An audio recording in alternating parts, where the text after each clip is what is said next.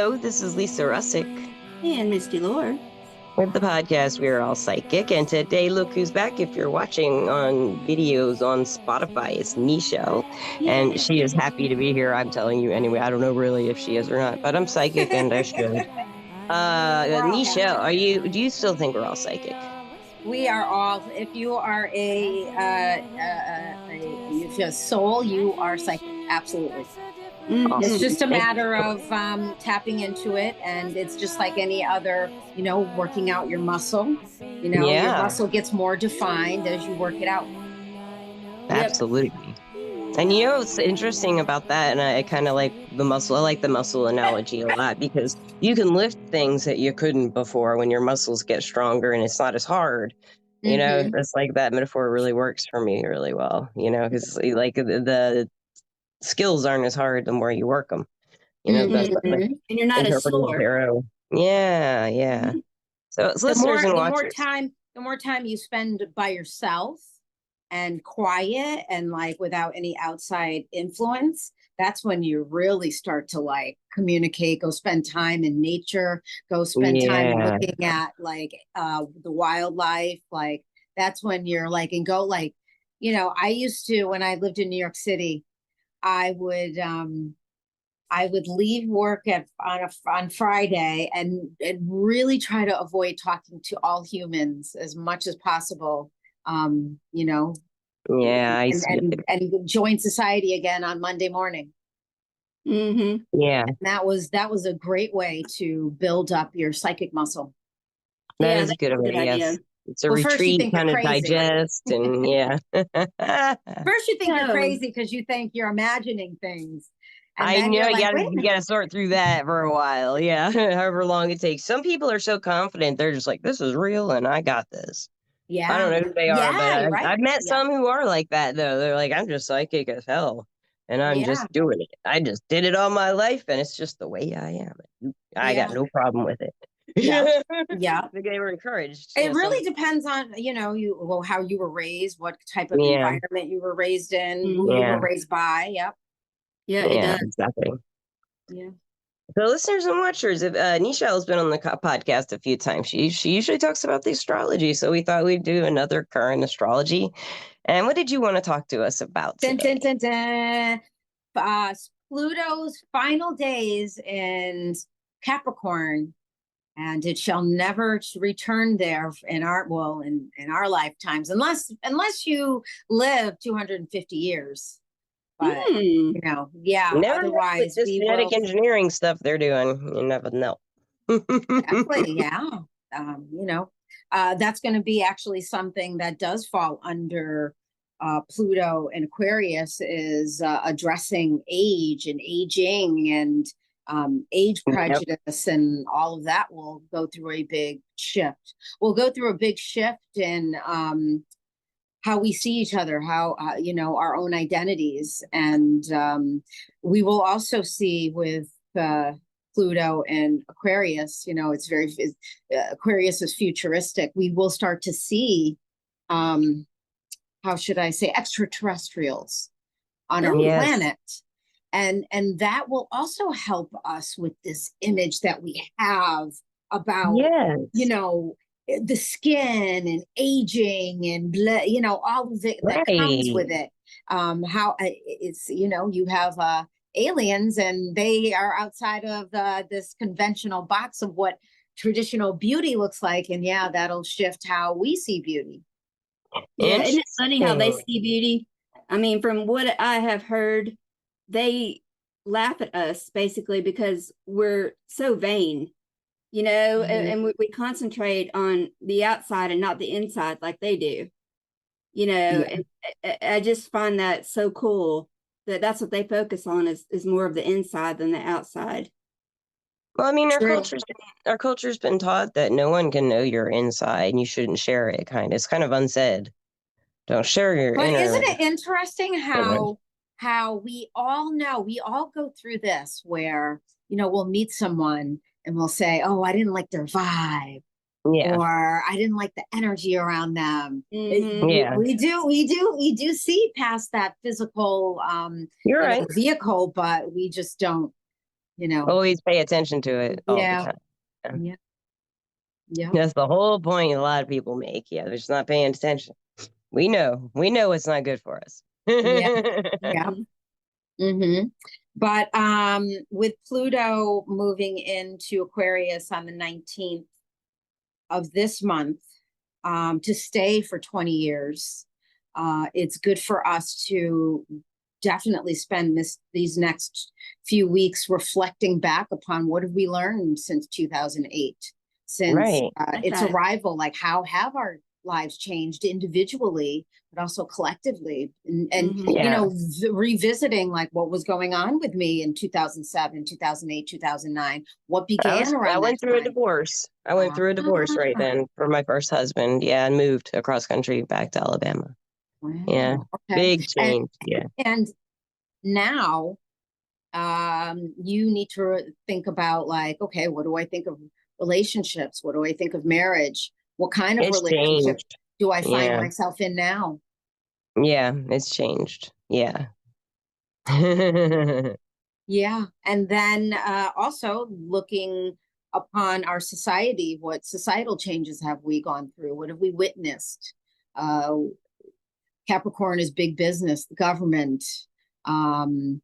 It's really about, you know, this revolutionizing the power. Pluto is power, the power that government has had upon our society and individual, and how has it changed? And really, it's interesting this month that, you know, there's an election tomorrow, and this individual or whomever is elected is going to be this energy that escorts us through this this change that we're going through. So whoever it is, I mean, whether it's these two parties that get in or whatever happens in the next couple of months, they're going to be an individual that's a harbinger of change. So it will be a person that, I would say, this person that is that ends up being elected is going to how should you say, receive a strong reaction from the citizens, because it's going to create the citizens to do something about our country. You're not going to see a leader get into office that's passive, or that is that doesn't have a futuristic plan of how to better this country.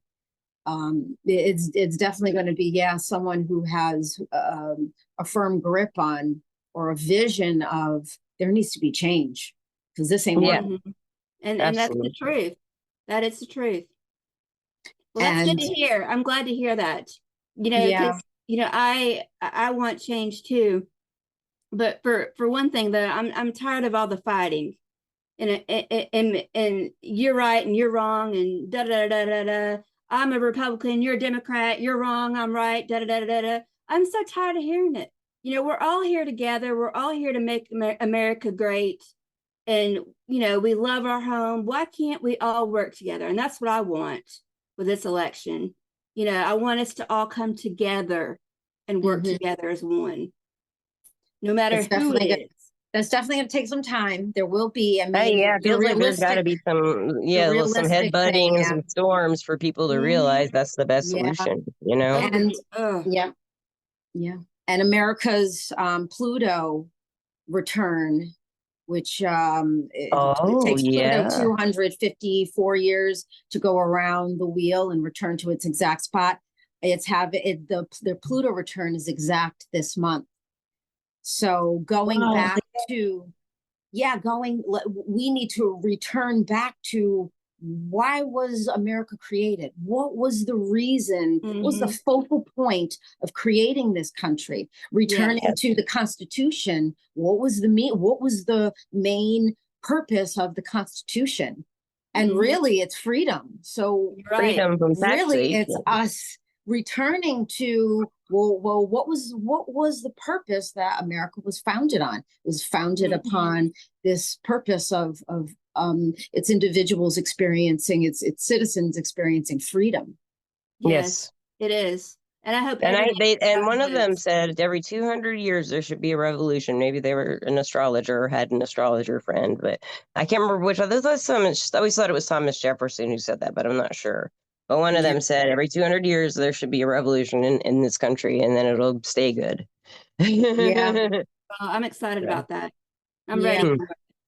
But with so Pluto is going to be hanging at the first 1 or 2 degrees of Aquarius as Cancer. I mean, as Mars. Mars was just opposing Pluto, which Pluto and Mars are the rulers of Scorpio. We are in Scorpio season, so this energy is really intensified. Yeah, so you have interesting. Yeah.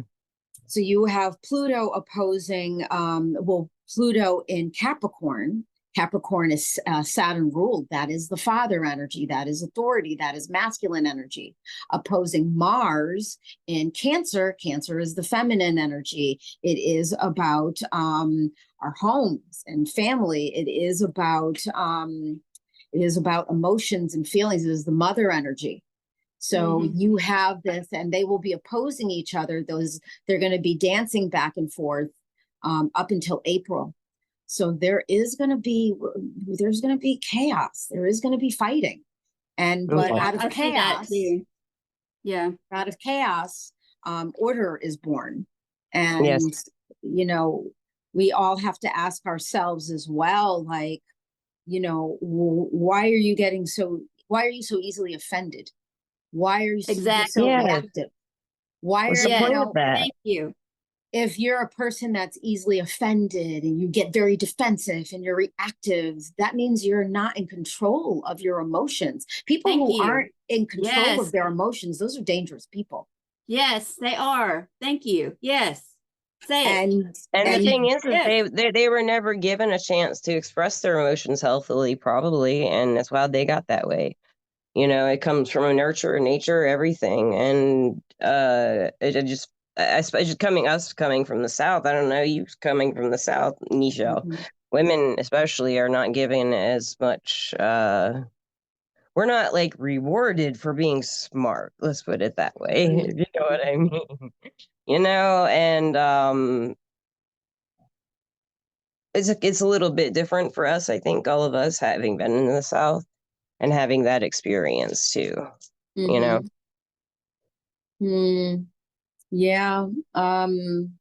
We will see, there will be,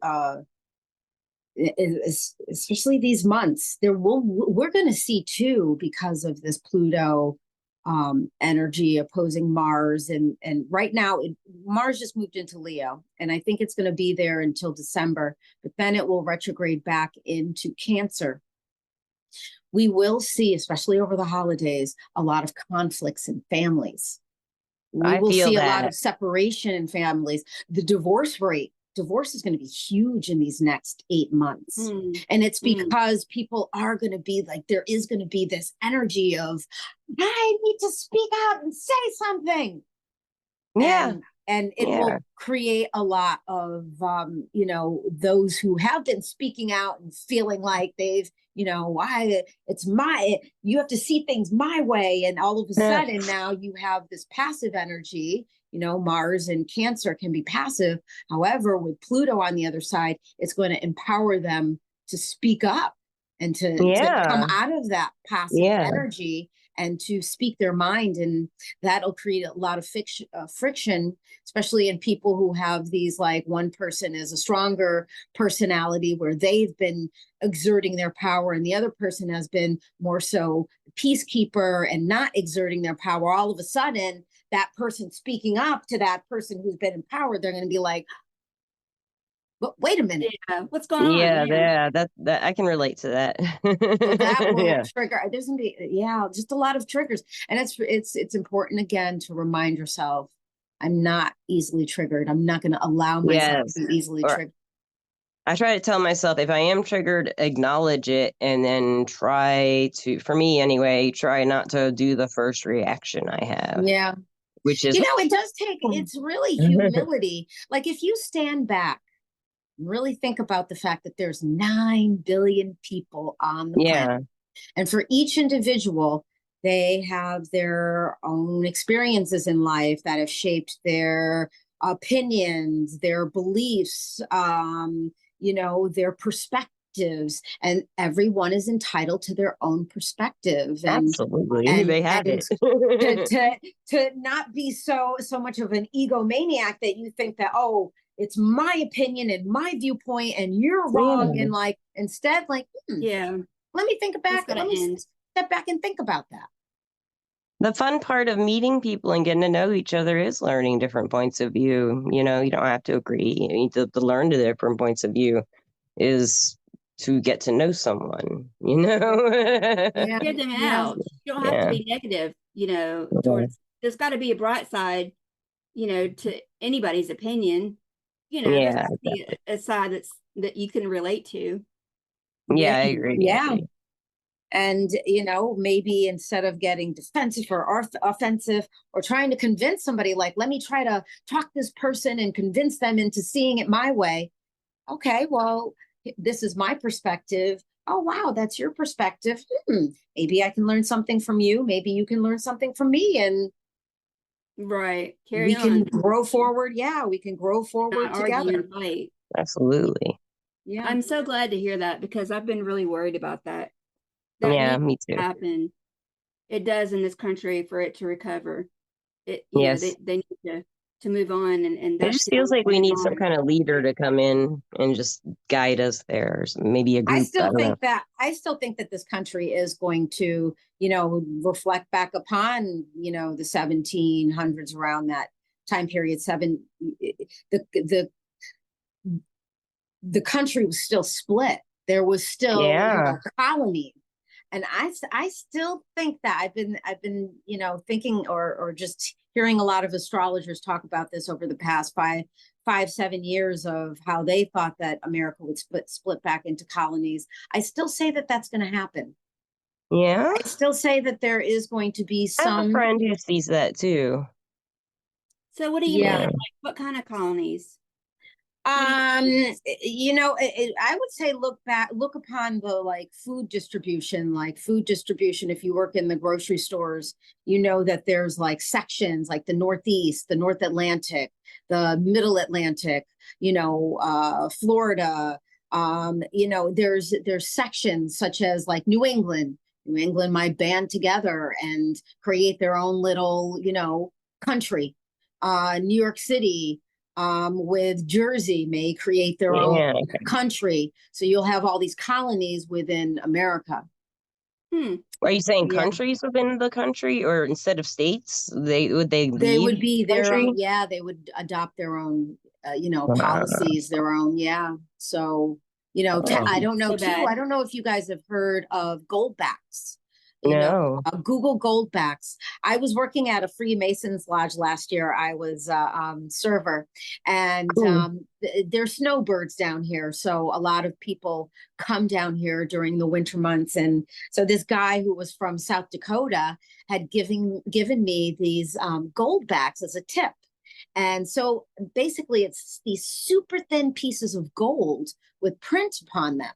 And South Dakota has created their own goldbacks. Montana. There's been a few states in the Midwest that have created their own currency. Florida, just these past few weeks, created their own series of goldbacks. It's, has the state of Florida on it. And I did not know that. you can actually buy these goldbacks, and it's honored as it's a piece of gold. Like it's a really thin sheet of gold. And I just saw today gold is on the rise right now.